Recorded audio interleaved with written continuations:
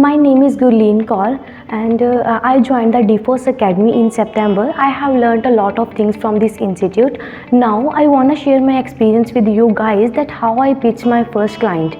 It was very difficult task for me to pitch the clients, but I tried many ways. One of the best way was to explore my nearby market of my house, and I visited my nearby market and I made a list of all the clients and institutes which I found, and after that I made a content in which I wrote how I can convince them to get my services. So in this way I sent the message to all of them and I got only 3 to 4 replies, and in this way I got my first client.